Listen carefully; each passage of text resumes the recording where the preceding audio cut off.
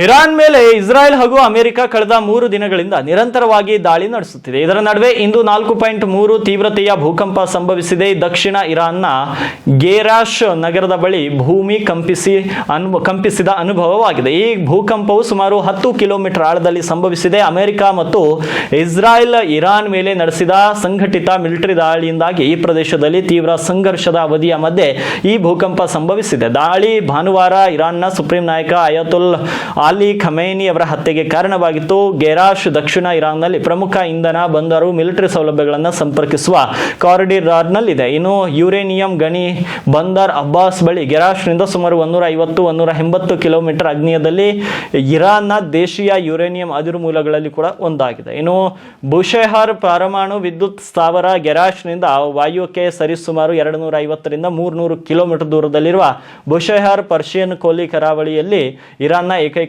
ಕಾರ್ಯಾಚರಣಾ ನಾಗರಿಕ ಪರಮಾಣು ವಿದ್ಯುತ್ ಸ್ಥಾವರವಾಗಿದೆ. ಇಸ್ರಾಯೆಲ್ ಮತ್ತು ಅಮೆರಿಕ ಜಂಟಿಯಾಗಿ ಇರಾನ್ನ ಮೇಲೆ ವೈಮಾನಿಕ ದಾಳಿ ನಡೆಸಿದೆ. ಫೆಬ್ರವರಿ 28ರಂದು ಅಮೆರಿಕವು ಇರಾನ್ನ ಸರ್ವೋಚ್ಚ ನಾಯಕ ಖಮೇನಿ ಅವರನ್ನ ದಾಳಿಯಲ್ಲಿ ಹತ್ಯೆ ಮಾಡಿತ್ತು. ಇದರೊಂದಿಗೆ ಅಮೆರಿಕ ಇಸ್ರಾಯೇಲಿ ದಾಳಿಯಲ್ಲಿ ಇರಾನ್ನಲ್ಲಿ 600ಕ್ಕೂ ಹೆಚ್ಚು ಜನರು ಸಾವನ್ನಪ್ಪಿದ್ದಾರೆ. ಅದಾಗೋ ಇರಾನ್ ಈಗ ಪ್ರತೀಕಾರ ತೀರಿಸಿಕೊಳ್ತಾ ಇದೆ. ಮಧ್ಯಪ್ರದೇಶದಲ್ಲಿರುವ ಅಮೆರಿಕದ ನೆಲೆಗಳ ಮೇಲೆ ಇರಾನ್ ನಿರಂತರವಾಗಿ ಡ್ರೋನ್ ದಾಳಿ ನಡೆಸುತ್ತಿದೆ.